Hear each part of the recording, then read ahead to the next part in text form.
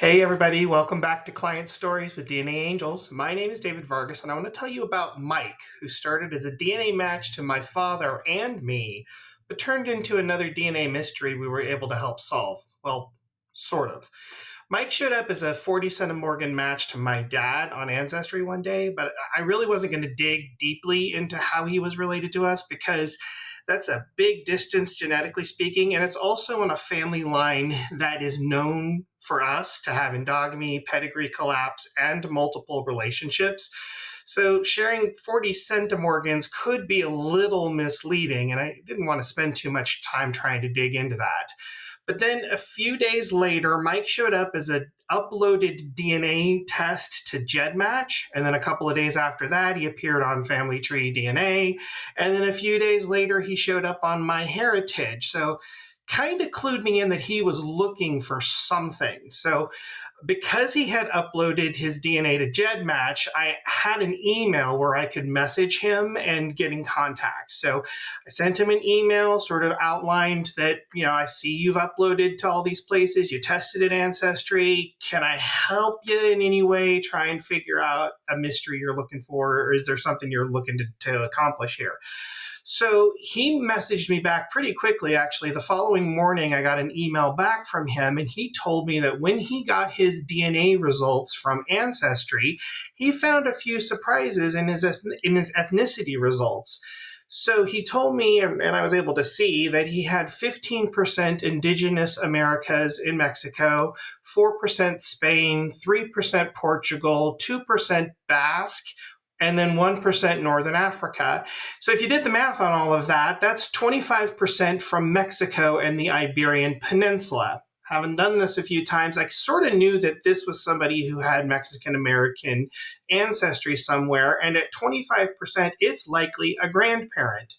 So I was a little bit surprised by that because Mike was actually born in England. He currently lives in Australia, but he was born in England. His mother and father were both born in England.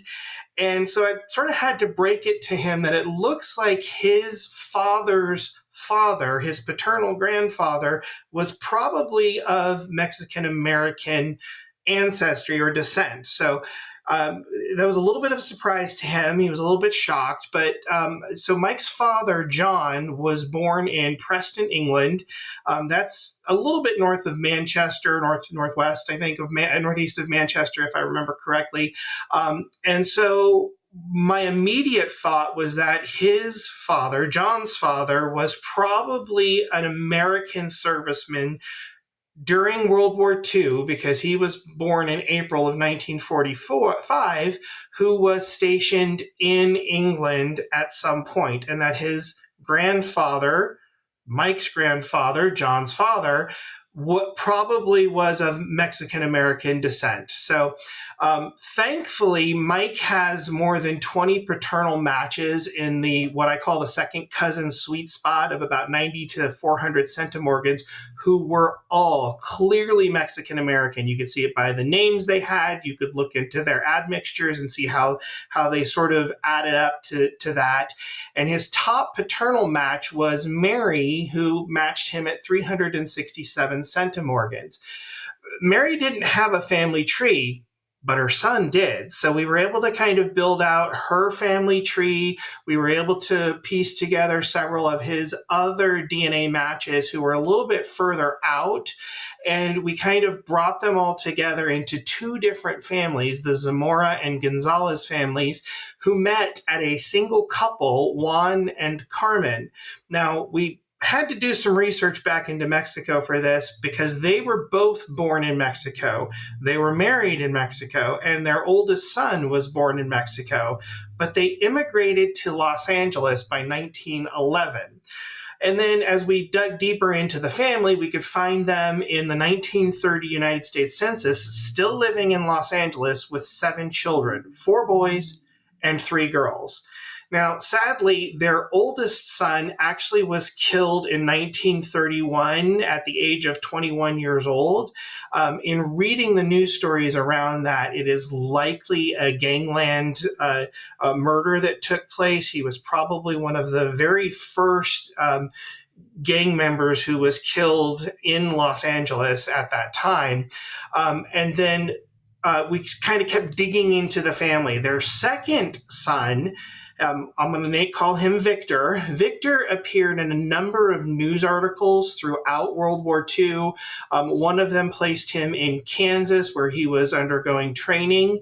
Another one placed him on leave back in Los Angeles. But then the third article that I found was very enlightening because it gave mention of a commendation that he received while serving at an Army air base in England. So that was a big clue to me that maybe we had the right brother in that case. There's no evidence that we've been able to find that the other two sons ever served in the military during the war. So we're pretty confident we have the right person, but there's always that shred of doubt that kind of creeps in, and you never know for sure. The only way we'll ever know with absolute certainty is if any of their descendants, and they did all have children, test and were able to piece together their specifics. We were able to find some contact information that we passed along to Mike, and so he was going to be doing some reaching out to folks. We helped coach him. We helped give him guidance as to what to say to them, how to say it, who the right parties to try and get tested may be.